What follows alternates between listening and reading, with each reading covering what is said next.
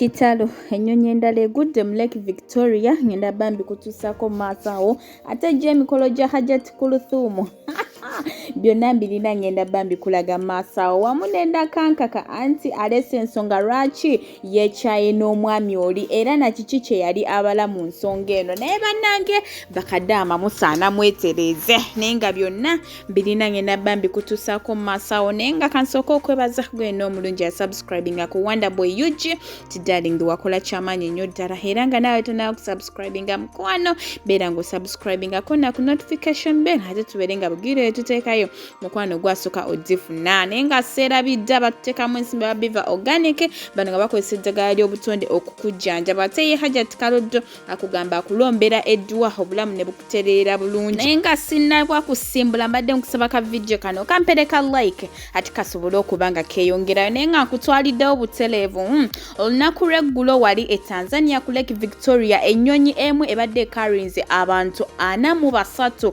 bw'ato yalemereddwa olw'embeera y'obudde neerabika nga ekola ki egwa mu nnyanja wakati n'ekyomukisa omulungi nti tewali n'omu yakosebwa ku ssaawa eno tewali n'omu yakosebwa era ng'abantu bazze mu bungi okuba nga bakola ki bataasa embeera eno ebaddewo okuyamba ku bantu okuba nga babajja mu buzibu obwo naye nga tewaliwo n'omu yakoseddwa naye nga tusaba buli kimu kyonna kirabika okuba nga kitereera bulungi ate ye Hajjat kulthum anti ssaawa yonna tugenda mu mikolo era ng'olunaku lw'eggulo twabadde muhinadde mwana muwala yayambadde kiyindi anti omulaba essanyu limutta omusajja yamuyina mu ttaano nga mwayogera bingi mwabyogeranga naye mukwano omusajja yamulina kimaama laba ekyejo bane balengere essaawa yonna tugenda batuyingira mikolo naye nga ate nkugjeyo mu maaso awo ngenda bankulekera ka video ka Nakankaka na kiki kyonna ekyali emabega we ensonga ze kamukulekera ate omwewulireko. No, Nkugambye, these people that Timmy wants about this business of mine, they are Team Alan. And of which in the Alan Bades Team Wagana. Cutting off all means they wanted me to love Alan. Cut of which I had to make them happy since I still wanted them to give me some money to balance their business. I understand. 3M. Bakute 2.5 never jimpa. Ninga tako 500. It's better 3M. Name and balance with of which it took a it's all mine. Yeah. In my name. Yeah.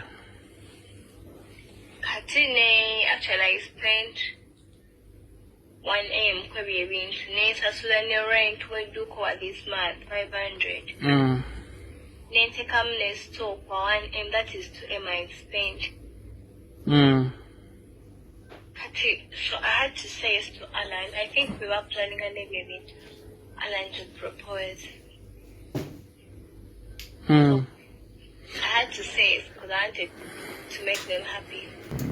So me after saying yes and me after accepting Alan, so they had to give me the money.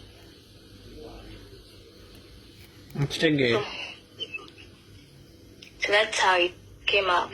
And since now the shop is in my names, fully paid, no debt, I can break up with Alan. To what you know, I'll be like, it didn't work out. Katine nebe about cruise nabanga wali kuntekamo muskando ate to contributing as a ticket